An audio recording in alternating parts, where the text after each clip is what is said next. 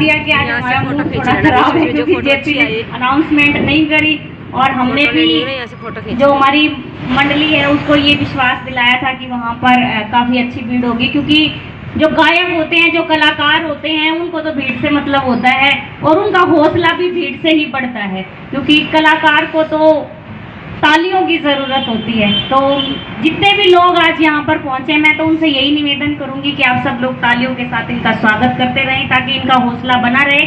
दूसरा, आज बाबा साहब भीमराव अंबेडकर की 130वीं जयंती के अवसर पर मैं आप सभी लोगों को बधाई देती हूँ। साथ ही साथ अक्सर मैं एक नई चीज लेकर आप लोगों के बीच में बोलने की कोशिश करती हूँ और आज मैं आप लोगों को ये बताना चाहती हूँ कि बाबा साहब भीमराव अंबेडकर कोई दलितों के नेता नहीं थे।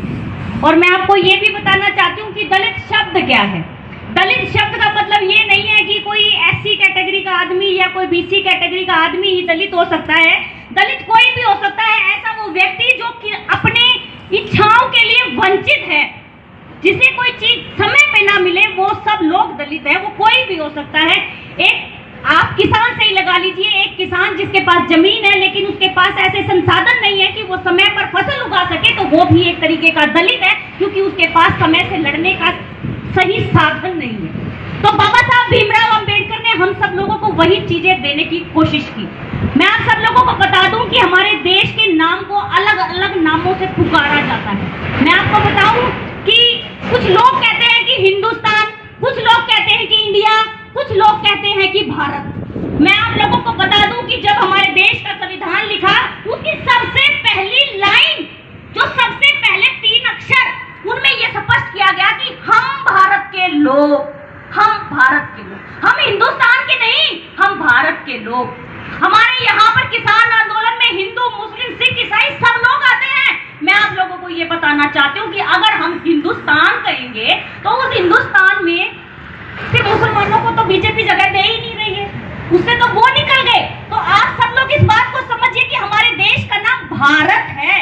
भारत, जिस संविधान से आज हम पहली तो एक चीज ये भी समझने की है कि संविधान किसे कहते हैं। जब हम अपने घर में कोई काम शुरू करते हैं तो सबसे पहले हम एक पेपर वर्क करते हैं कि सबसे पहले हम ये करेंगे, ये आदमी ये काम करेगा। जैसे किसान यूनियन अभी किस तरीके से काम कर रही है वो मैं आपको बताऊं कि हर दिन ये डिसाइड होता है कि कल कितने वक्ता आएंगे, कौन लोग क्या काम संभालेगा, कौन पैसे इकट्ठे करेगा, कौन स्टेज संभालेगा, कौन यहाँ से मंडली को बुलाएगा। वो एक पूरा पेपर वर्क किया जाता है। ऐसा ही एक पेपर वर्क बाबा साहब भीमराव अंबेडकर ने भी किया था, जिसकी वजह से आज ये देश चल रहा है।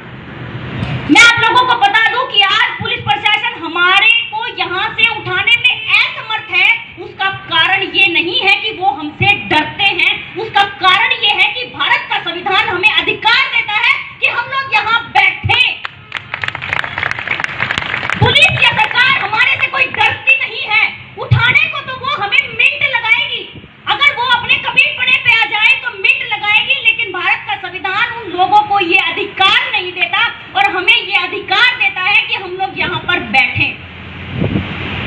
दूसरी बात मैं आपको बता दूं कि बहुत लोगों के दिमाग में की बात ये भी फिट है कि टोल टैक्स ना लगने की वजह से सरकार को, टोल टैक्स वालों को बहुत ज्यादा नुकसान हो रहा है। उनको कोई नुकसान नहीं हो रहा है। मैं आपको बता दूं, उनके रेट जो दर होती हैं वो दिन प्रतिदिन बढ़ रही हैं।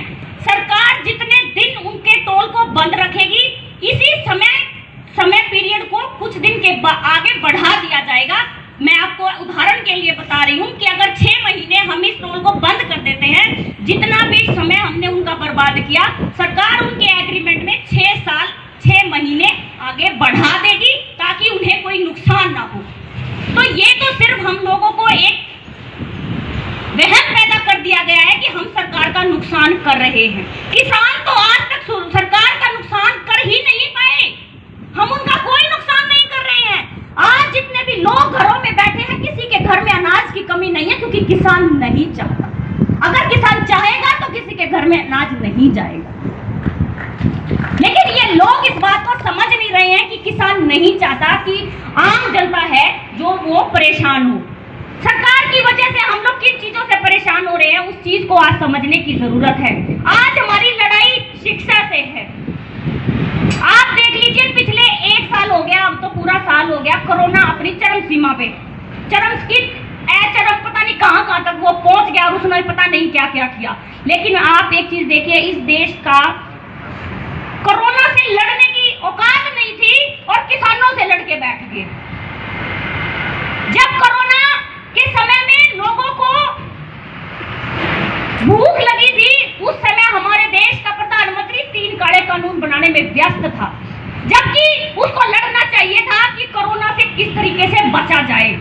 आज आप देख लीजिए, मास्क के लिए 200, 250, 500, 2,000 रुपए के चालान कट रहे हैं, मियां बीबी के चालान कट रहे हैं। मैं आप लोगों से एक बात पूछना चाहती हूँ। देखिए, मैं सरकारी स्कूल में पढ़ी हुई लड़की हूँ।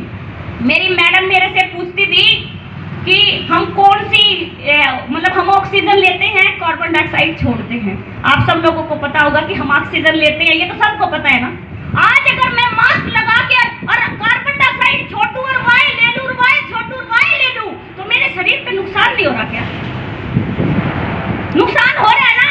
आज कहां गए वो वैज्ञानिक जो ये कहते थे कि एक जो मानव पुरुष है वो ऑक्सीजन लेता और कार्बन डाइऑक्साइड छोड़ता, कहां गए वो? आज क्यों उन डॉक्टरों की इतनी बुद्धि काम नहीं कर रही कि अब अगर कार्बन डाइऑक्साइड छोड़ेंगे और कार्बन डाइऑक्साइड लेंगे तो क्या मेरे शरीर के ऊपर नुकसान नहीं पहुंचेगा? आप आधा घंटा मास्क लगा के देखिए, आपकी धड़कनें बढ़ जाती हैं और बुजुर्ग लोगों को जबरदस्ती गांव में टीके लगाए जा रहे हैं। सारा का सारा जो जिम्मेवारी है वो हमारे ऊपर ही छोड़ दी गई है। थोड़ा सा अंबेडकर के बारे में भी बात करते हैं, बाबा साहब के बारे में भी। दूसरा, बहुत सारी ऐसी बातें हैं। देखिए, भारत के संविधान में भी कहीं पर भगवानों को नाम नहीं दिया गया। धर्म निरपेक्ष एक शब्द का इस्तेमाल किया गया, धर्म निरपेक्ष।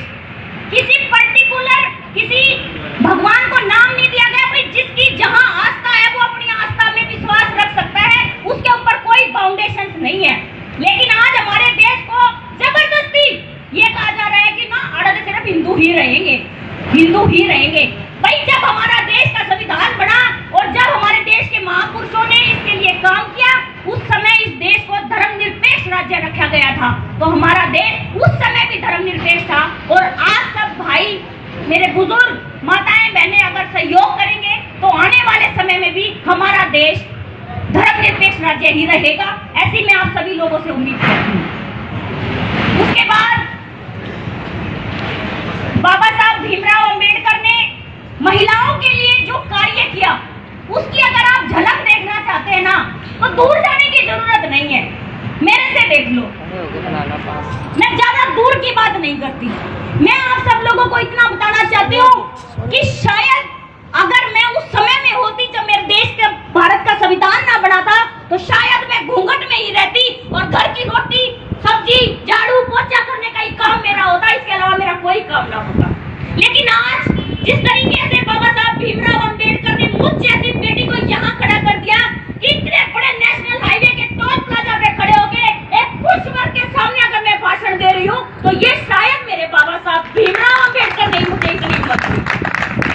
और देखिए, ऐसा नहीं है कि हर एक बेटी के अपने अधिकार है। आज हम सब लोगों को पता है कि हमारे क्या क्या अधिकार है। मैं आप लोगों को बताना चाहती हूँ कि अपने अधिकारों को अपनी कलम से कलम पर ले आइए। जिस दिन आप लोग लिखना सीख लेंगे ना, किसी की हिम्मत नहीं है कि कोई आपको किसी भी तरीके से रोक सके, क्योंकि हम लोग अक्सर दूसरों के कहे में रह जाते हैं, बोल कर रह जाते हैं। जिस दिन आप अपनी कलम का सही इस्तेमाल करेंगे, उस दिन आप सब लोग कामयाब हो जाएंगे। जो मेरे बुजुर्ग यहाँ पर बैठे हैं, हो सकता है कि अभी मैं ये तो नहीं कहती कि आप आज स्कूल जाना शुरू कर दीजिए, लेकिन आप लोगों के पास आने वाले भविष्य के लिए बहुत बेहतर समय है। एक शिक्षा की लड़ाई जो सबसे ज्यादा जरूरी है। आज मैं आपको बताऊं, कोरोना के लिए लाखों करोड़ों रुपए का बजट पास है, उसके अलावा शिक्षा के ऊपर कोई बजट पास नहीं है। सभी सरकारी संस्थाएं बंद हैं, सभी सरकारी स्कूल बंद हैं। और मैं आपको बता दूं, हमारे सरकारी स्कूल के टीचर ना तो वो हमारे बच्चों को मोबाइल के ऊपर होमवर्क भेजते हैं, सरकारी स्कूल की बात हो रही है, प्राइवेट वाले तो भेज रहे हैं। और ना ही जो सरकारी स्कूल में बच्चे पढ़ते हैं उनके माँ बाप के पास एंड्रॉइड फोन है, ताकि हमारे हमारे बच्चे स्कूल में अगर मैडम काम भेज भी दे तो हम कैसे वो काम करेंगे, इस बात के ऊपर विचार करने की जरूरत है। इस सरकार को ये समझना पड़ेगा कि कोरोना की आड़ बहुत हो चुकी है, अब लोग विरोध करना शुरू कर दिया। एक गाड़ी में मैंने देखा अभी कुछ दिन पहले हस्बैंड और वाइफ दोनों बैठे थे और उनका चालान काट दिया। अरे तुम कैसे रोकोगे हस्बैंड वाइफ को साथ बैठने से? ये अपने आप में एक सोचने की बात है। दूसरा, मैं आप सभी लोगों से कहना चाहती हूँ कि आप सभी लोगों को बाबा साहब भीमराव अंबेडकर के संविधान को पढ़ना चाहिए, मानना चाहिए। सारी चीजें अपनी जगह हैं, लेकिन एक ये जो भारत का संविधान है, ये एकमात्र ऐसी जगह है